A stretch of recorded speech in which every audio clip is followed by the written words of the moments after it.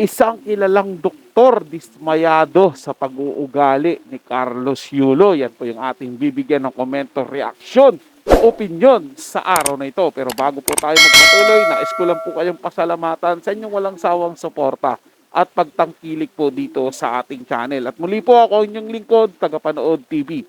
At welcome back po dito sa ating YouTube channel at Facebook page. At palambing naman po dyan mga tagapanood na sana po'y bisitahin nyo rin po at pakisuportahan yung ating bagong channel, ang Insan Ruikis Reaction, na nagra-reaction video sa political issue. Kaya naman, simulan na po natin ang ating reaction video sa araw na ito mga tagapanood. Let's do this! Welcome back sa aking channel. Isang kilalang pediatrician at content creator na si Dr. Richard Mata ay nagbigay ng reaksyon patungkol sa ginagawang pagtulong ni Carlos Yulo sa ibang tao kaysa sa kanyang sariling pamilya.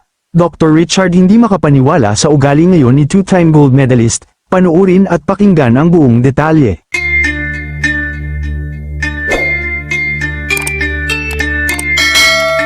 Isang kilalang pediatrician at content creator ang nagbigay ng payo sa two-time Olympic gold medalist na si Carlos Yulo.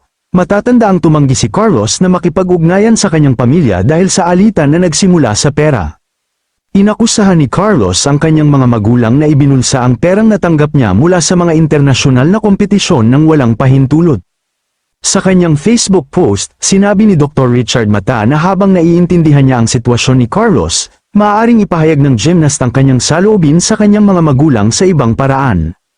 Aniya, I hope he understands that he can express his disappointment in other ways, not just withholding giving to his poor family.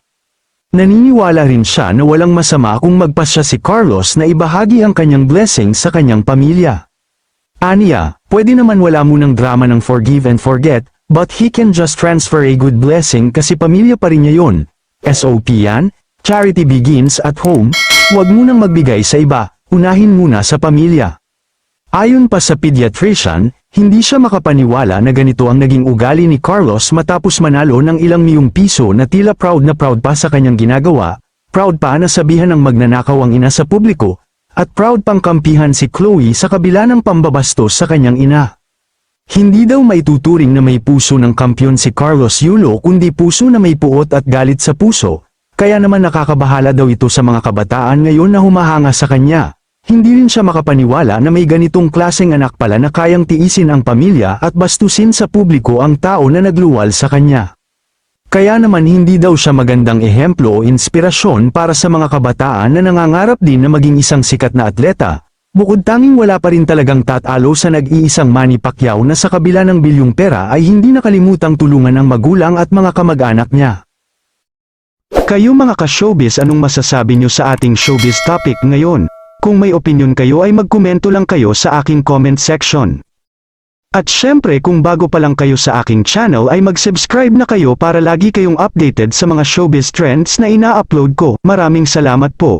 Real talk po yun mga tagapanood, no? Sinabi dito ni Showbiz Trend Update na mas mabuti pa po si Manny Pacquiao dahil sa kabila ng mga panalo niya, ay hindi niya po nakalimutan talaga yung mga pamilya niya, lalo na yung mga kamag-anakan niya at malayong kamag-anakan po ni Manny Pacquiao no, na sinasabing ng apirin sa kanila no, noong mga panahong walang-wala sila. Binalikan niya po yun, tinulungan niya pa rin. Ganun po ang tunay na atletang Pilipino na may puso pa rin sa mga taong nakapaligid sa kanya. Kay masama man o mabuti yung ginawa sa kanya mga tagapanood at binalikan niya pa rin po yun ng kagandahang loob.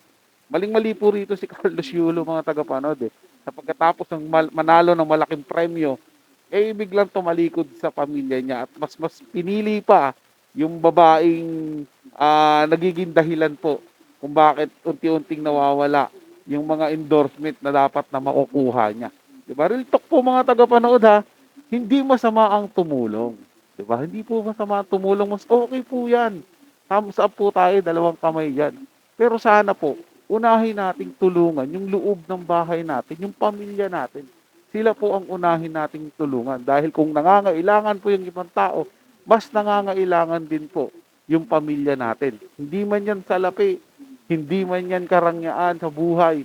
Nangangailangan niya ng iyong respeto at pagmamahal. Maraming klaseng pangangailangan mga tagapanood nasa sayo na yan kung paanong paraan yung pagtulong mo sa kanilang mga pangangailangan. Ang mahalaga, lagi mong kasama ang iyong pamilya sa anumang hangarin mo at saan mang gusto mong patunguhan sa buhay mo.